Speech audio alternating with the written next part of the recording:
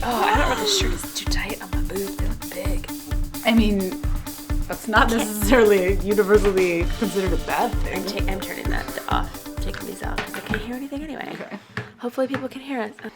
Welcome back, everybody, to the Leeann Michelle Think They're Funny podcast. Why do you sound like you work for NPR? Because I would like to work for NPR. NPR News. Okay, can I just say, for those watching on YouTube, right before we started filming, Michelle moved a sign from behind our heads that says... Make me show it. It's the most wonderful time of the year.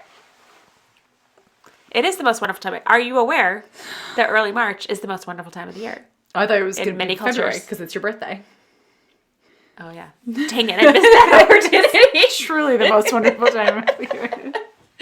No, that needs to be updated. Any suggestions on inspirational quotes I can put on my letterboard? Let me know. I think that's a really beautiful way to live your life. Every day is the most wonderful time of the year. Yes, it is. It is. Every time I ask your husband how he's doing, he's like, happy to be alive. That's his answer. That's been his answer for like 4 years. Yeah. Because he really is. He really means it. I know. It's a beautiful thing. Okay, well, welcome to our podcast. Yes. Or in the words of Michelle Fortin, welcome to our podcast. We're going to tackle an interesting issue today. It's a heavy one. It's a heavy one. But first, we're going to talk about conflict because we had a fight this week. And we're not done. We're not done fighting, so we're going to fight on the podcast. But anyway. Wait, was it really a fight? No, I don't know if it was a fight. I'm just trying to, entice people to stay tuned in. Oh, like when they say it's the most shocking conclusion of The Bachelor ever. Okay, sorry, and I wrecked it. Exactly. Sorry. Anyway, but quickly, right before we started recording, you were very proud of yourself for something, and I said, save it for the podcast. Yeah, So spill. I did something today that I feel like would make you proud of me. Oh. Which is, so you know this about me. There's a lot that's beautiful about being an Enneagram 4. I thought you were going to say there's a lot of beautiful about me. There are so many beautiful things about me. But it's true. It's one of the difficulties is the tendency to stagnate. I think we can both agree on that. Mm-hmm. Procrastinate and kind of withdraw. Is that fair? Hidey hole. Yeah, hidey hole. Mm-hmm. So my husband told me that he would like me to acquire a new skill for during the studio. And my default reaction, the same way your default reaction is always, I can do it. Yeah. I can do it. Give it to me. Bring it. Give me. Mine is always, that will break me. That will be the straw that breaks the camel's back. Literally said that to me every time I have a new idea for us. Correct. You'll be so excited about something, and I'm like, I just don't know. So-and-so wants to pay us $1 million. I don't think I can handle that. Sounds like a lot. I am. I don't think I want to live up to $1 million expectations. But that's truly the first place my brain goes. And sometimes I'm right, and sometimes I'm not. So Matthew said, I know you can do this. I know you can learn this skill. It will be a tremendous benefit to our acting studio because there's a lot of casting work coming through Phoenix, which is a wonderful blessing, not just for us as casting directors, because that's a part of what we do at During Studio, but for talent. Yes. You just booked a commercial for, I don't know if we should say the client yet, but it's going to be out soon. I've said it. APS, okay. If you're not from Arizona, you're like, oh, but what? It's a utility. It's a power company, and it's going to be a power company. It's going to be a totally rad commercial. I just saw your ad for Open Door. That was awesome. OfferPad. Oh, shoot. It's okay. I saw your ad for OfferPad too, and it was amazing. Those are probably direct competitors. I'll probably never work for Open Door because I booked a spot for OfferPad. It's a funny commercial. Thank you very much. We'll link to it in the show notes. But anyway, so he asked me to basically learn the skill set of a casting director. That sounds very, boss lady. I know! Which is why I thought you'd be so proud. So proud. I had to learn new software and, interfacing. What? If there were emails involved, more than one. Oh, my gosh. Wait, you answered emails? I both wrote and answered emails. You have never written or answered an email from our joint email, but that's okay. It's fine. It's good. It's been years. Yeah. It's been years. Yeah, and I can admit that. I'm comfortable to say that. But anyway, I did it, and it felt really good. Ooh. So I got to select the faces that we bring in for the casting, and I actually had my 6-year-old daughter, help me, and I kind of read her the description, and I said, Rosalind, this is the protagonist.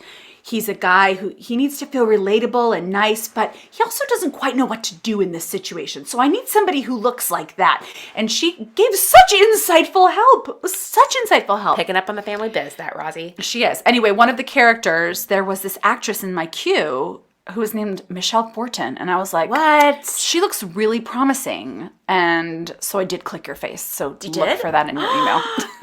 That feels a little like cheating. It's not, because I actually think you'd be great for the role. Well, If I really thought you were wrong for the role, I actually wouldn't have clicked your face. Well, I appreciate that because it'd be a waste of my time. Of course. I do not like my time being wasted. I know that. Thank you. You may safely depend on that. So what's the client? Can you say? Who's the client? Probably not yet. Okay. Probably not yet. But Right. just look probably forward in not your yet sounds exciting. email. What does probably not yet do? It's a self-tape. Probably not yet. It's this really exciting pyramid scheme. All you have to do tell is me find more. 30 women to work under you. Ooh, easy. I can To do sell that. to their I have best lots of friends. Can I just like DM them on Facebook? Would that Yeah. be the best way? Okay, awesome. I'll That's the best way. If you're my friend, then you better. Yeah, oh, this is weird. That was weird. I don't know where that It came wasn't from. weird. Okay, well, congratulations, boss lady. Thank so you. proud of you. Thank and you I so might benefit from it. Great. Awesome. I knew you were going to say something about the nepotism. You have to trust my integrity. Now, can you pick yourself? I could have picked myself, but I am nearly 7 months pregnant, and so I was not a good fit at this time. But could you for this role? Like, I could ethically, that you're allowed to do that in that. Oh, could I? Yeah, because I wouldn't be the one making the decision. So I could throw my hat in the ring Yeah. if I wanted to, if I really thought I was a fit for the project. Although I probably wouldn't. Like if I were the one casting, I don't know. I'll ask Matt about that for future ones. I actually don't know, but I didn't pick myself for this one because I'm 7 months pregnant and I wasn't right for the job. That's Interesting. the truth. Well, very cool. I'm not 7 months pregnant and open for work, so thanks, friend. You're so welcome. Okay, so we are going to talk in this particular podcast episode about conflict. That's right. Which is one of my favorite things in the world as an Enneagram 8, wing 7. And it causes me to break out in actual physical rashes on my body. We have not gotten 4 years into this.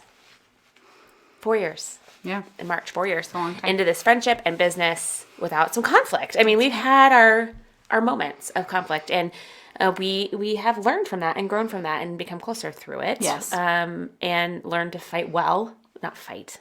Learn to handle conflict well, I guess. Yes. So we had a little brush up this week. We have had what I would call fights. This is not many of them, Right. But we've had them. Yes. One really, but this one I don't fight. know which one it is, because You fights for do. you is not fight. Oh, I think I know. Yeah. There's one that stands out above Okay. the rest. But this was a it turned out to be a misunderstanding, like a different way of seeing. like a very classic misunderstanding. I think. I would agree with that.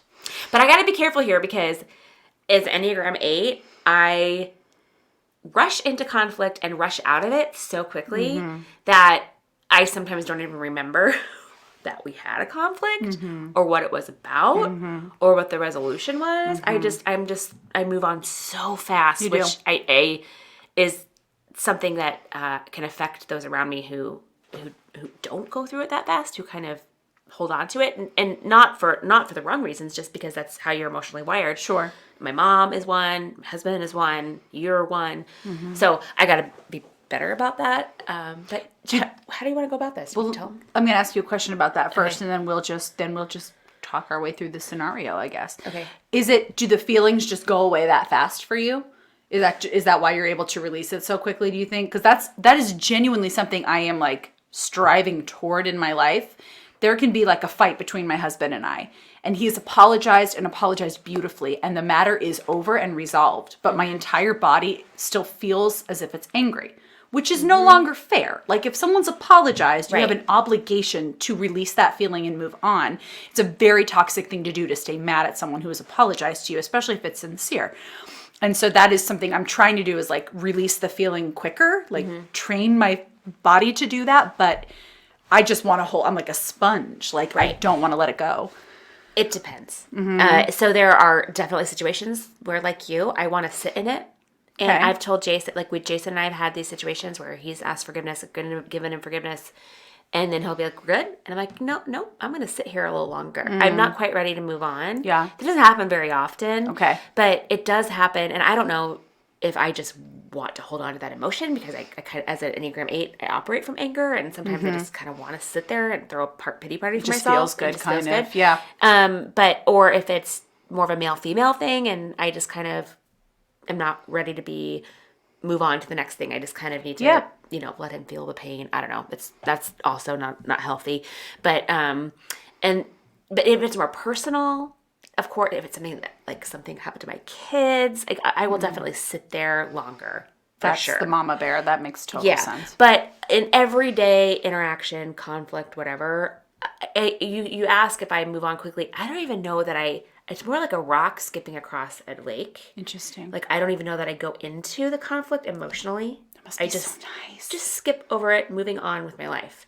And so what happened this past week was, to me, kind of a dust up. I definitely was. I knew you were handling it more challengingly. Is that a word? Than I was. Even over text, you could just tell that? Oh, yeah. Okay. Yeah. But I also was just like, oh my gosh, I just don't have time to deal with this. It was kind of my thing. Like, let's just move on. And then I did have to come back to you. Even after we talked it out, I had to come back 2 days later and be like, okay, I'm sorry. Would you want to continue that conversation? Right. Because I was just so moving on. Yeah. And I don't know if that's good or bad, but that's how it's just kind of, that's just how it happens. Is that there's very little emotion behind it for me. Okay. It's just what happens, and deal with it and move on. Okay. So, well, let's give some context. Okay. So there was a discussion that started happening between you and I and our editor about a video that we just did. Yeah. You felt really strongly that it needed to be a certain length. Yes. Longer than the content that I saw that we had. Yeah. And you said, let's just loop it. Let's loop the so song. We can tell them what it was. So it was the video that we released on Tuesday last week when you're hearing this. It was this really funny original song that you wrote about skinny jeans and side parts and, taking on Gen Z for how rude they are. It was something that came together very quickly, which we don't normally like to do, to be honest. We like to put more thought and effort into things, but we had the opportunity to shoot with our Cold Coffee comedy crew, so we had to turn something around really quickly. Right. Ended up being really about a minute, literally 1 minute of original song, plus some karaoke track that we could drag out and some outtakes. But really, the whole thing was really truly complete in 90 seconds. That's right. To 2 minutes. The joke was 90 seconds long. Yeah, correct. So for me, for you, it was a creative thing. Like that was it. And for me, I've been the one who's managed the more business side of things. Right. And so I know for the algorithms on YouTube, which is where our primary source of income is, videos cannot be in 90 seconds. They have to be a certain amount of time. And in my opinion, we could have just dipped to black and looped it to kind of trick the system. And so it's interesting because we were going back and forth. And at one point we both said, I'm not backing down on this. And you said the same. You basically said... I said I feel strongly. That's the word I used. But what I said, I was basically just filing, like I was texting, but I was actually on my keyboard texting. And I just fired off. Like I was just really surprised to get pushback from you because I so rarely do. Usually you and I do the creative. You toss it to Bonnie and I, and we don't even necessarily... Sometimes you'll give feedback on the edit, depending on the project. Yeah, but often it's just bye. Yeah, and my mistake was not recognizing the creative license that you had over this one because it was a song you wrote. You picked the track and all this stuff, and I was so focused on it was Monday night. We had a self deadline of early Tuesday morning to have it done. Bonnie needed to have it done Monday night so she could go to sleep, and so I was just trying to make decisions, and you were opinionated, for crying out loud. You had opinions. How dare you? Which you're supposed to love. You're supposed to love me for that. And I was, at one point, I was like, why are you even talking? This is my part of the job. Like, I'm not backing down. I don't have time to explain this. And that was, in my mind, was, which I said over text, which we all know is not very smart and was not received well. And so that was the confusion, was you saw it as a business decision versus a creative one. Yeah. So I felt like I was being shut down on a creative process. And then I sent you a text after that saying I would really like to discuss the interaction that happened over text. Such a, you're getting called to the principal office checks. I was like, shoot. But then I was quick to say, I think I ended it with a love you. Yes, like I you was did. like, I wanted you to know it wasn't like, I'm not overheating, but I do want to talk about what just happened at some point. Yeah. Which is integration for me. Because normally I would have been like, just bury it and resent you. Honestly, that's what I would have done in the past. Right. I'd feel like I was getting victimized because Enneagram 4. So instead, I'm like, let's just talk it out. And then the first talk didn't resolve it. Now, granted, you had to walk into your lecture. Yes. So that wasn't really your fault. But it was just like, it got truncated for whatever reason. So how did that talk go for you? Basically, like at that point, I was ready to move on. Like, so we had this text exchange, and I think part of the issue I recognized was that we didn't take it one-on-one. We left our editor, Bonnie, in on this conversation, Poor Bonnie, which yeah. I don't even think was complete just negligence on my part. I don't even think I was thinking about that. I certainly didn't mean to make her privy to that. And, I knew that I was too short and too blunt and needed to apologize. And, but was still kind of nursing my own wounds because I was so, annoyed that you hadn't about that. I'm laughing now and I have apologized. So I know that was wrong. And so this conversation for me was more of a, I just needed to let you talk. Like I wanted to let you talk and hear you out. And I was just like, the relationship is always more important than anything else. So I knew I needed to apologize. I needed to hear you out. And then we needed to resolve it and move on. And but then it was interesting because in the conversation, I could tell that we were not coming to it from the same perspective. And it took us a minute to get there. Yeah. To figure out what it was.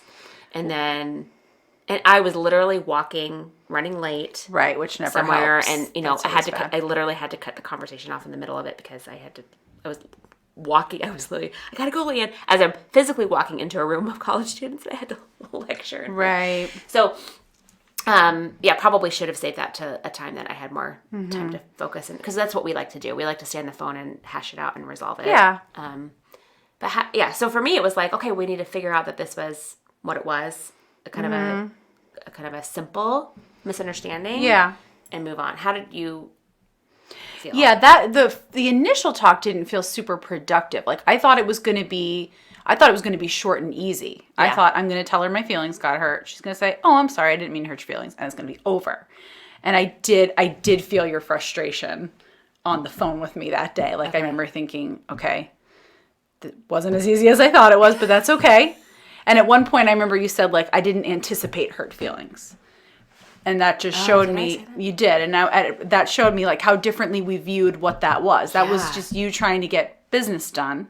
And if your partner was a 3 or your partner was a 1, someone who was a little more up here, who was just like, I get it, she's on a to-do list, like, don't take it personally, be the rock skimming on the water. Yeah. Honestly, it might not have made a dent, but this is who I am. Right. So that's, there is a certain amount of accountability too that I'm like, okay, you also have to acknowledge that you are a sensitive person. There are probably times that my husband, for example, who is, I can't tell if he's a 6 or 7 anymore, but he is, suffice it to say, he can be much more direct in conflict than I have been. And when we worked together more closely at the studio, there were times where I was like, why are you coming after me? And he's like, I'm not. We just have to get this job done. I don't understand. I'm just being clear and direct. And I thought he was mad at me or disappointed, or I always felt I was falling short of something.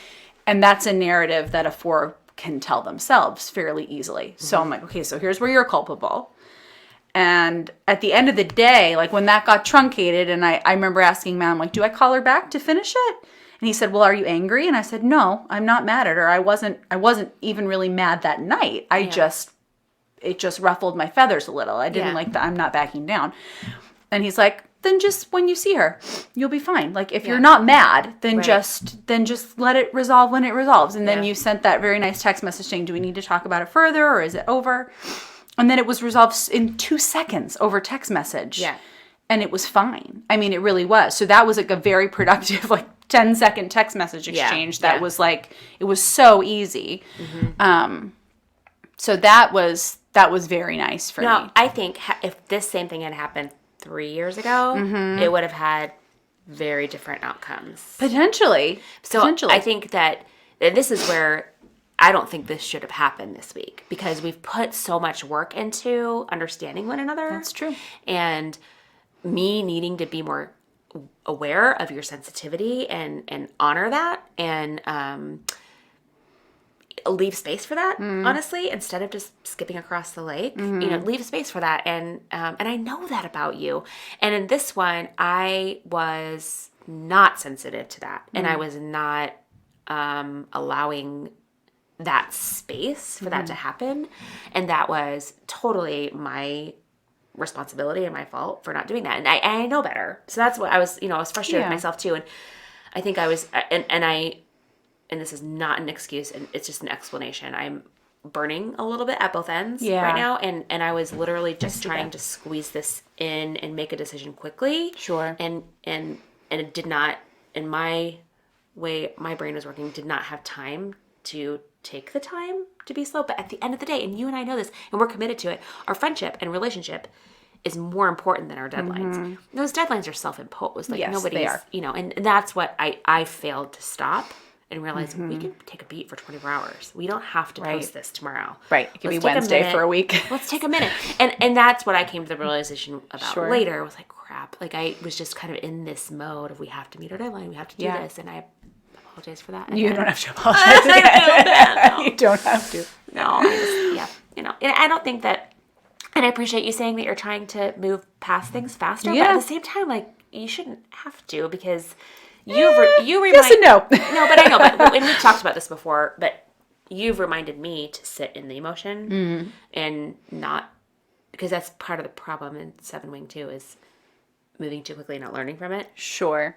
So Sure. this was. I'm never glad conflict happens. I get. Well, no, I am actually. I like it sometimes. It makes you giddy. Don't lie to the But audience. no. I mean, I'm not with you. I don't like conflict with you.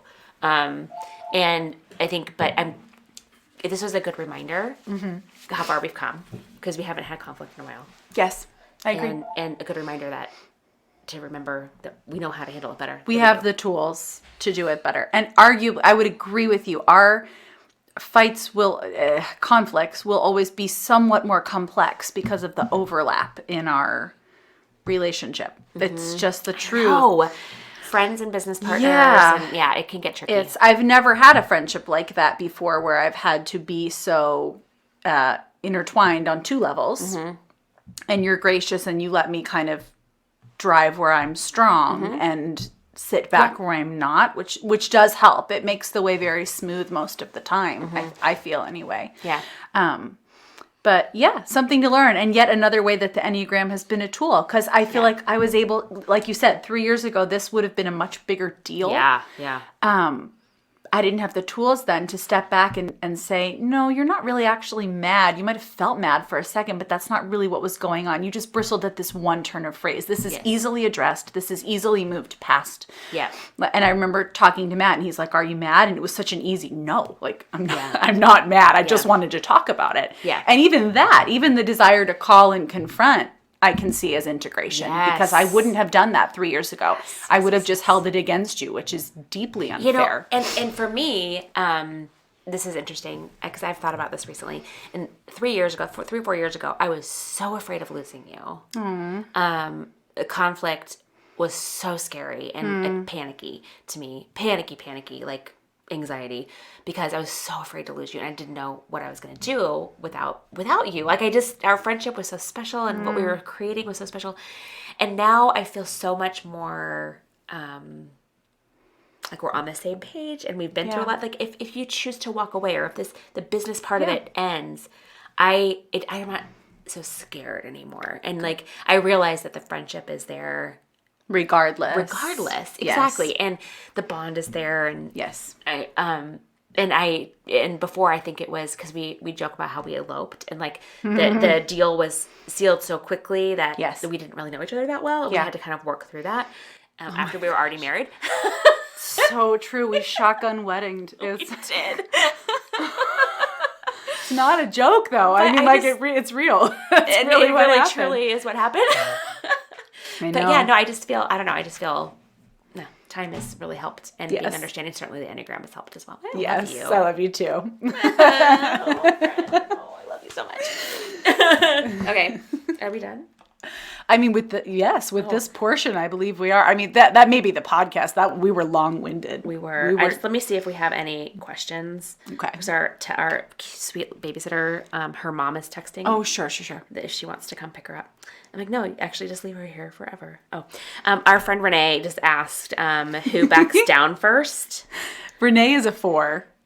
I know this. Who is in a business relationship with an 8. Yes, I know. And close friendship, same thing. Yes. Yep, Nicole's an 8. We should do a joint podcast with them sometime. But we should. They have an awesome podcast that we should link in the show notes called Not Only But Also. Yes, we'll link to them. Yeah. No, I think I don't think we can answer that right now because I think who backs down first? Yeah. You don't want to answer it? No, answer it. Well, I think historically I have backed down first. Yes.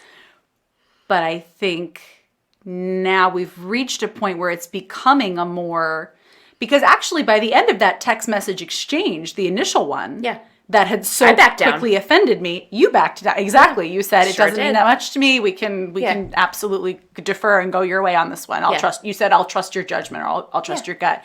I was like, oh, very cool. That's very nice. So I think we've moved toward more of that. Mm-hmm. Initially, I think I was also afraid of not having your friendship too. And so I was probably moving toward the 2 in an unhealthy way early in our friendship, where I was like, whatever she wants, just do it. Give it. Mm-hmm. Give more than you're even comfortable with.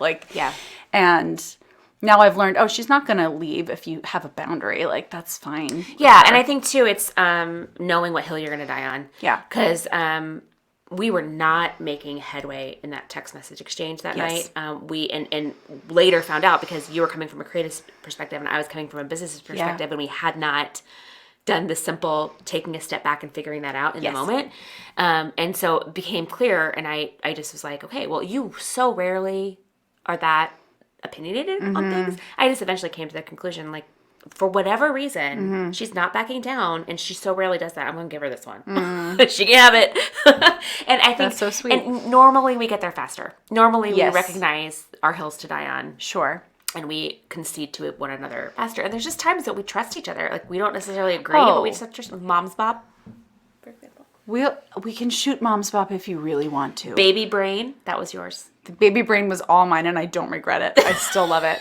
It was weird. I understand that. All of my music videos come up like an art house video. I don't understand my own self. No, you're right. And if you said to me, Leanne, we need to invest X amount of money, I really feel strongly we need to invest X amount of money in this platform in advertising. Yeah. I wouldn't push you back on that. Right. I would say, okay, she studied the social media platforms. If she thinks that's a gamble worth taking, I'm going to ride the ride. Right. And and you come to me and you say, I really want to do a series on minimalism, or on geriatric pregnancy, Europop dance that we're filming in a month. She's written an original song about geriatric pregnancy, guys. That video is coming. And you know what? I don't know. I mean, I did have a geriatric pregnancy myself, but I'm just along for the ride on that one. It's going to be fun. It's going to be fun. Yeah. But yeah, we learned that. So hang in there, friends, if you have a friendship that's hard and it's worth fighting for, right? Even in those moments, all right? Yes. All right, well, should we just end it? Yes, but only if you end it in the NPR voice. Oh, please. Well, that's all we have for you. That's all we have for you today. Please make sure you check out our show notes and stay tuned for more breaking news and soft